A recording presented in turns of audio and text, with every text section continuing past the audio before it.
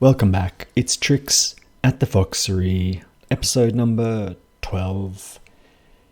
Today we're talking about splitting. Again, we're continuing the subject of splitting. It's super duper important to understand this poorly understood concept. So let's start with, that's right. Oh God, the circle's not working. The circle. This is it world. Here it is, it world. Okay. Now we know a little bit about it world now. We know that it is full of energy. It's your life energy, life force, thirst for life, hunger for life, zest for life, etc., etc., etc. Okay. And we also have established that we're going to call this energy in it world your mana. It's like a pool of energy. Okay. We got that far so far. Now we're talking about splitting. So we want to understand a little bit more, about why the ego, or how the ego evolves out of it world. This motion here, we're particularly interested. And we've established one of the dynamics is the superego. That's the parent who says rules. And the rules give the ego a sense of the boundary of the ego. It gives this solidity. Here I am. This is me. And here's a center to me, something like that. But the other thing too that we need to comprehend is splitting. And what the ego is essentially doing here is dividing the world into opposites and using one polarity as its identity. And I think I gave the example of being a good person. I want to be good. I want people to like me. And therefore I suppress or I bury anything that's bad, like that. And that goes into the unconscious. So this area here is like your personal unconscious, meaning things you just have no awareness of at all, just here. And above the line, in the polarity that you do accept about yourself, you begin to know yourself or experience yourself, at least in your own imagination, as this thing here, this quality that you accept as your identity. And the more splitting the ego can do, which is the more little qualities it accepts, like this, I'm this, I'm this, I'm this, I'm this, I'm this, I'm this. And the more it rejects, I'm not this, I'm not this, I'm not this, I'm not this, I'm not this, etc., etc., creates an upward motion for the ego to differentiate itself further from it world. Okay, so it starts in childhood as children come to learn their basic identities. I'm this nationality, or I live in this suburb, and in this suburb we do this type of thing and we don't do this type of thing, or in this family we do this type of thing and we don't do this type of thing, and so on and so on. It's all well and good. Now, there is a problem with splitting, however, in that it makes you, or it can risk making the individual quite rigid. That's one of the problems with splitting. So whenever you come across, let's say, here's an individual who crosses your path, this random person crosses your path like this, smiling, having a good day, meets you, this is you, right here. Let's say one part of your identity that you've adopted is the hard worker. That's a really common one. I'm a hard worker. I work to my max. I never slack off. Yeah. Now, what the ego often fails to realize is these are pretty arbitrary. This is something the ego itself has decided is a good virtue, but it may not be a virtue with your neighbor or the person down the road. This person, for instance, may not have the hard work thing in their identity. In fact, they may feel like, being a bit slack is their thing. I'm a slacker. I think if you grew up in the 90s, or you watched movies in the 90s, it was all about the slacker ethos, which kind of captivated or attempted to define a generation the Gen Xers. Now, it's all well and good. You can be a slacker, that's fine, and you can be a hard worker, that's also fine.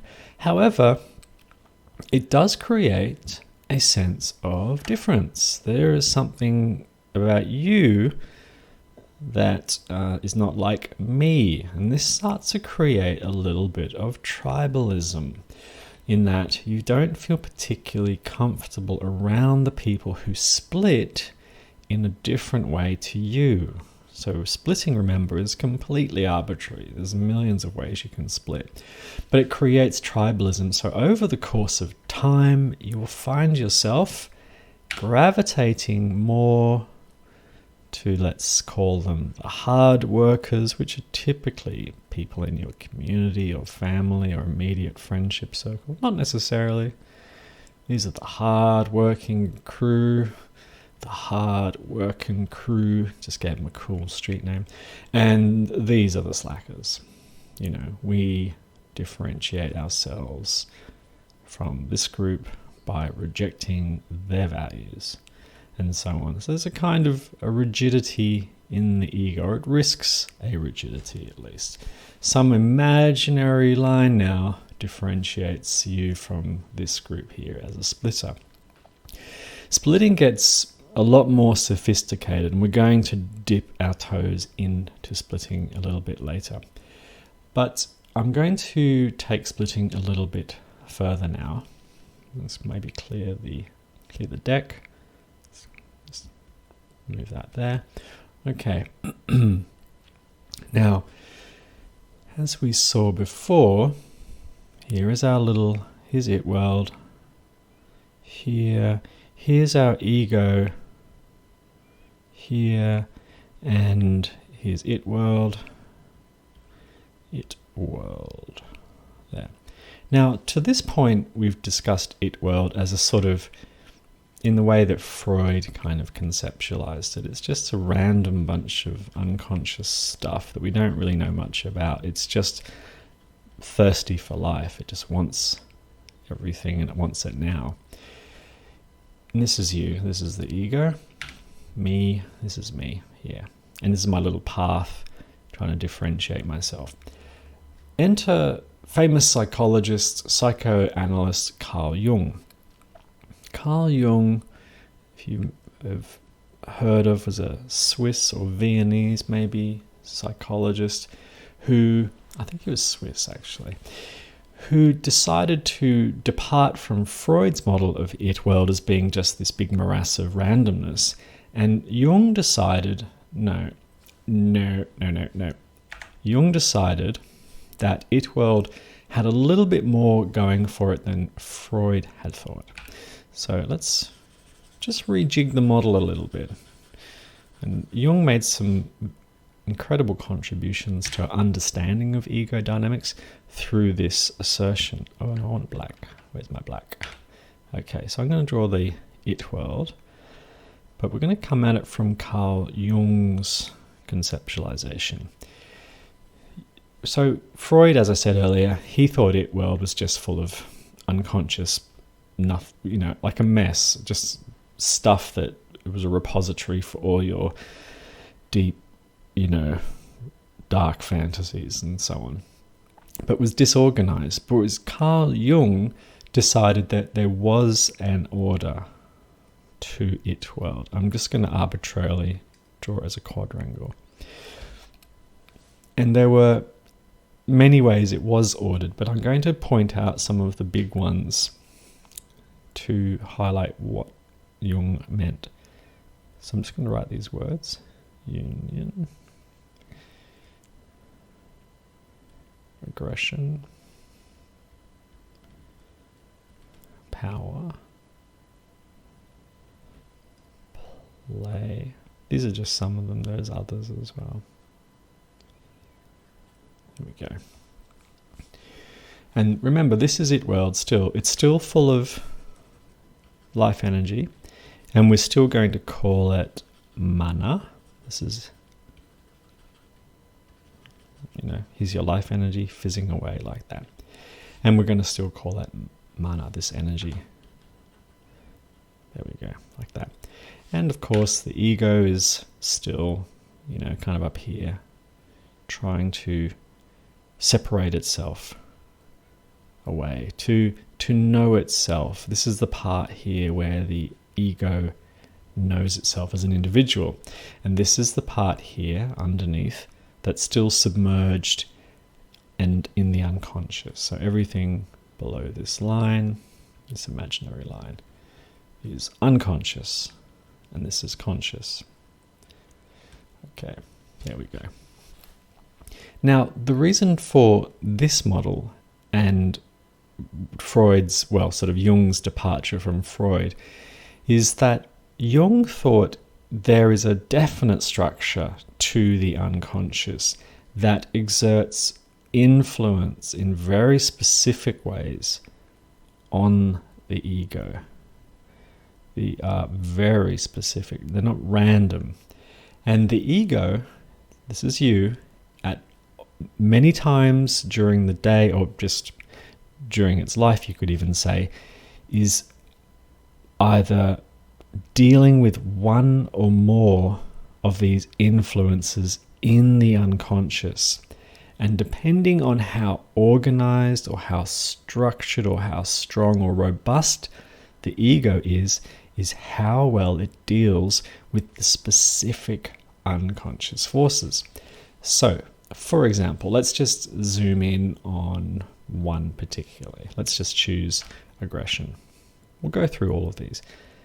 Now, let's say you come from a family where aggression is just not accepted. It's a very passive family. People just go along to get along. They suppress their anger. They keep their, opinions to themselves. They're very sort of floating along family. And any sign of aggression in the children is immediately stamped back or stamped on by the parents. So if you remember the Freudian model where the parents are saying no, whatever rules the parent wants to make up, anything to do with aggression becomes an immediate no. So what this does is interesting. The ego developing in this way, now it's not a one-to-one ratio. You can grow up in a family and rebel and not accept all the rules, but we're just playing along as if it's the perfect development. If the ego's trying to develop and it's receiving messages from the parents that aggression is not acceptable, then unfortunately, aggression tends to remain completely buried in the unconscious for this ego. It just doesn't get a look in this space at all. So the ego does not know itself as aggressive. So what would you say is going on up here in the conscious area of the ego? I'm really gentle, that kind of idea. I'm really soft. I'm safe. I'm, nice. I'm a nice guy. I'm nice. I'm peaceful. This is all going on up here. So this is another way of splitting. The ego can split on things that are coming out of its own unconscious. So not just splitting on parent rules or cultural rules, but even splitting on internal pressures. So let's choose play, for example. What if the family isn't very playful, very jolly, very joyful, very creative, and so on? This sector here, which is the unconscious desire to play or show off or be silly or be creative or sing or whatever, some families aren't into it. So again, this becomes, another thing that gets buried in, guess where? In the unconscious, and doesn't really get a look in here. Another split would be, if you're repressing your play, is I'm very serious. Life is very serious. I take life seriously, that kind of thing. I'm very somber. I'm very, down to earth, all that kind of stuff. Here's another way you can split. The ego has the unconscious has power needs.